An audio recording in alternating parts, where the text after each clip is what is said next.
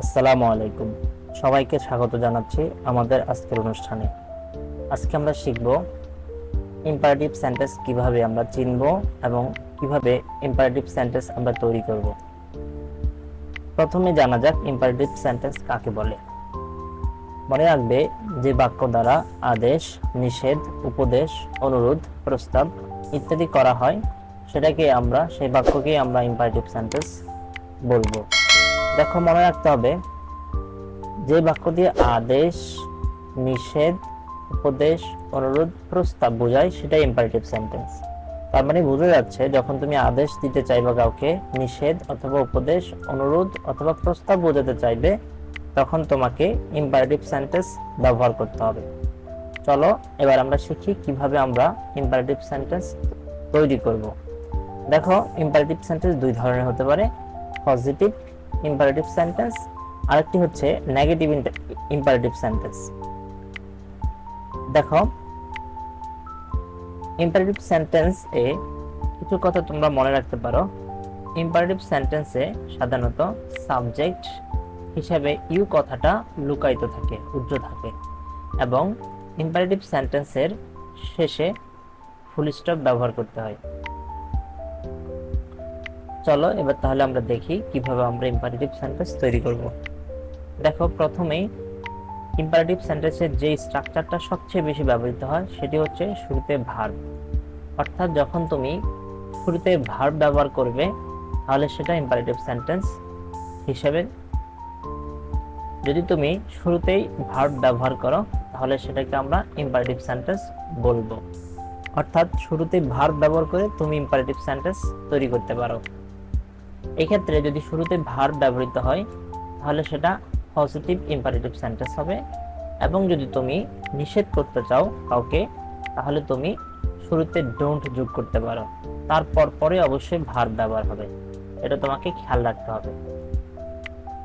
এবার দেখো, তাহলে এখন আমরা স্ট্রাকচারগুলো দেখবো একে একে। শুরুতে ভার্ব হলে ইম্পারেটিভ সেন্টেন্স তৈরি হবে, অথবা যদি আমরা নিষেধ করতে চাই কাউকে তাহলে ডোন্ট, তারপরে হচ্ছে ভার্ব ব্যবহার করব। কখনো কখনো তুমি চাইলে অলওয়েজ অথবা নেভারের পরে ভার্ব ব্যবহার করতে পারো, অথবা ভার্বের আগে যদি তুমি উপদেশ, অনুরোধ বোঝাতে চাও তাহলে কাইন্ডলি, প্লিজ এরকম শব্দগুলো যোগ করতে পারো।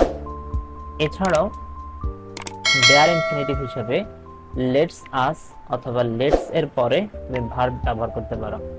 চলো এবার আমরা কিছু উদাহরণের মাধ্যমে ব্যাপারগুলো একটু জেনে নেই। দেখো, এখানে কতগুলি স্ট্রাকচার আমি তোমাদের জন্য ব্যবহার করেছি। সেগুলো হলো, প্রথম স্ট্রাকচার ছিল শুরুতে ভার্ব হবে, তাহলে সেটাকে আমরা ইম্পারেটিভ সেন্টেন্স বলবো।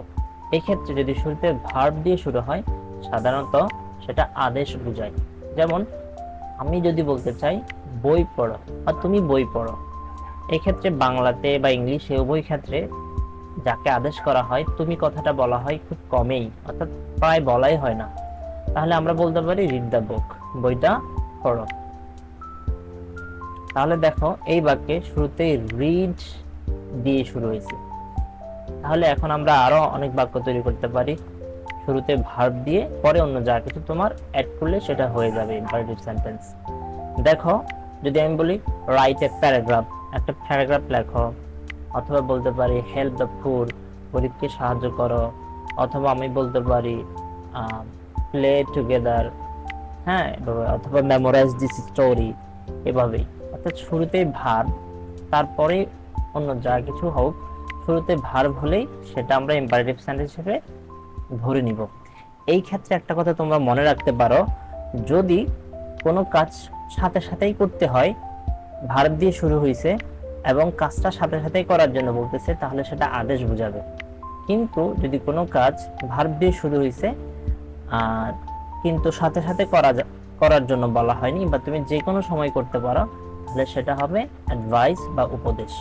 যেমন আমরা উদাহরণ দিতে পারি, এই ক্ষেত্রে দেখো, স্পিক দ্য ট্রুথ, তোমাকে কেউ বললো স্পিক দ্য ট্রুথ, সত্য কথা বলো। এখন সত্য কথা তুমি যদি এখনই বলতে হয় তাহলে সেটা আদেশ, আর যদি সব সময়ের জন্য তোমাকে যদি বলা হয় যে তুমি সত্য কথা বলো তাহলে সেটা উপদেশ। আশা করি আদেশ এবং উপদেশের বিষয়টা তোমরা বুঝতে পারছো।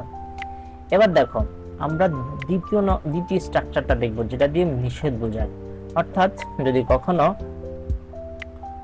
ডোন্টের পরে ভার্ব ওয়ান হয়, তাহলে সেটাকে আমরা নিষেধবাচক যে ইম্পারেটিভ সেন্টেন্স আছে, অর্থাৎ নাবোধক ইম্পারেটিভ সেন্টেন্স আছে, সেটা গঠিত হবে।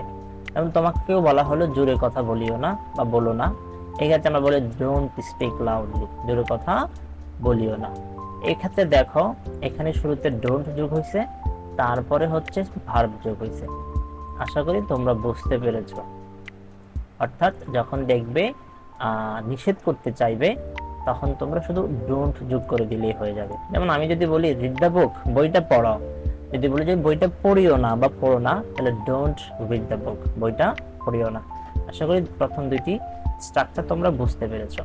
এবার হচ্ছে যদি তুমি কখনো কাউকে উপদেশ দিতে চাও, তাহলে ভার্বের পূর্বে চাইলে তুমি অলওয়েজ অথবা নেভার কথাটা যোগ করতে পারো। অলওয়েজ অথবা নেভার কথাটা যোগ করলেও সেই ক্ষেত্রে আমাদের ইম্পারেটিভ সেন্টেন্স হবে, তবে সেই ক্ষেত্রে সেটা উপদেশ হবে। যেমন যখন বলা হয় কখনো মিথ্যা কথা বলিও না, এক্ষেত্রে আমরা বলতে পারি নেভার টেল এ লাই, কখনো মিথ্যা কথা বলিও না।